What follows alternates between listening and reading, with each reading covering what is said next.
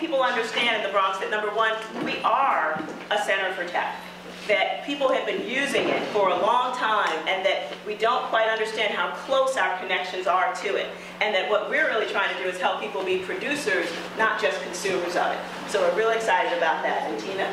And I'm on the other side of the Bronx, even though, you know, the Bronx is one big family, working with teenagers for Exposure Camp, teaching them how to build apps, video games, websites, and I also run a startup that connects teens to places to shadow the days that they're out of school.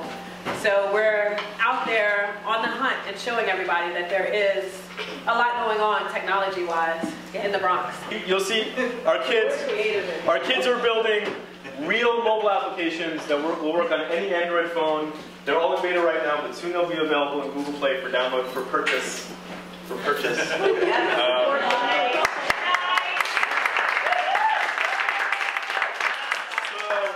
right now they're on mobile apps. So Patrice will ask you a little bit about your app. So first of all, Patrice, you could tell everyone what grade you're in and how old you are.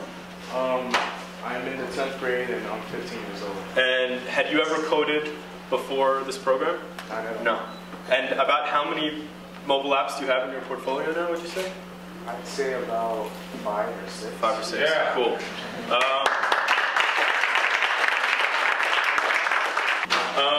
What's the name of your app? No, my mom. Okay, and what does it do? It's a quiz about famous people from the Bronx. Cool, and why did you decide to build it? Well, I Googled an image about the Bronx, and it was just terrible. It was garbage everywhere. The buildings looked burnt. So you did like a Google image search of the Bronx, you saw all these ugly pictures, and then you were like, what? How did you? Yeah, I decided to make a quiz to show people that there's good in the Bronx. Beautiful, awesome. How cool is that? Jamal is going to come up and talk about Code Crew.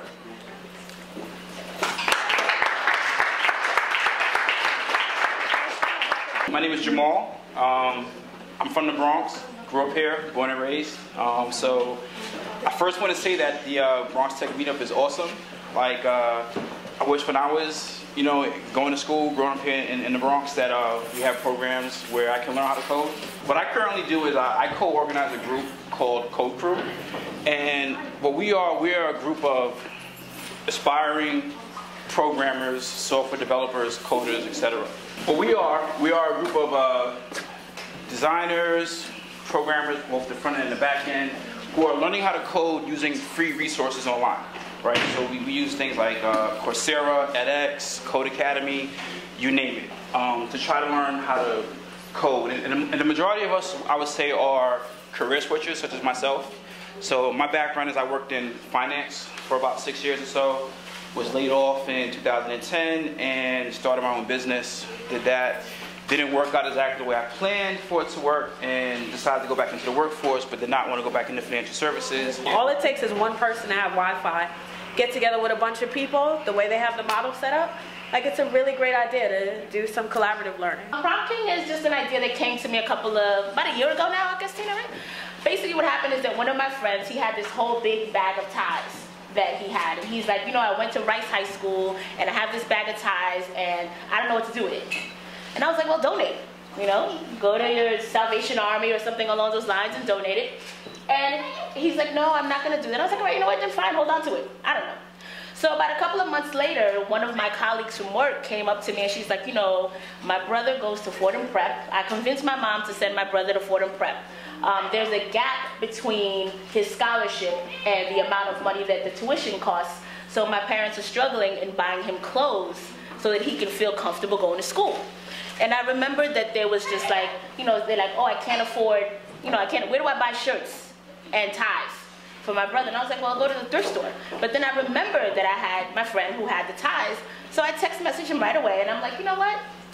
Do you have the ties that you talked about? And he's like, yeah, I have these ties. So I was like, well, listen, I have this friend whose brother needs some ties to go to school. So why don't you, is there a way for us to connect so that you can give him the ties and be able to, now he was fresh and crisp to go to school.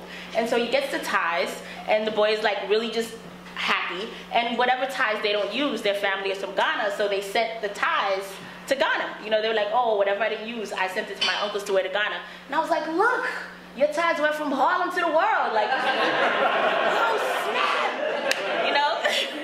So I was just like, oh wow, look at the little thing, you know, just one small action that you already had in your closet could really be like just this major life changer. The site is still in beta, but one of the things that she did that I think is really awesome, especially for someone who's like has a philanthropic endeavor, is that she has it set up like a store, right? Mm-hmm. That was one of the things. So when these young men go on the site, it's not like, can you send me something? Right. They get to pick and choose. If anybody has any announcements, anything like Bronx Techie related, anything that they want to share that would add value to this community, feel free to like jump up real quick and say, you know, whatever it is that you have, because at the end of the day, just like Evelyn said, we all need that G-chat person to chat with at like 2 o'clock in the morning, and she's mine too. Yeah. And it's a community of us. I can call Majora, you know, we have to build community, and so it starts with the people that are here.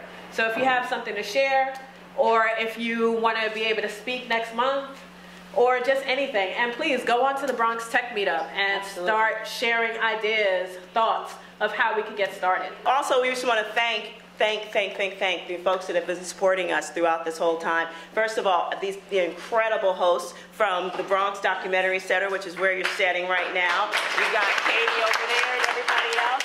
So thank you. They've been a great friend to the local community as well. And of course the food, we want to thank Fresh Direct for donating that as well. And also Team 16. Team 16 who's there to document the entire event.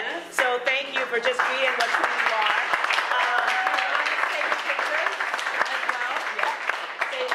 Tyron is taking pictures as well. Thank you.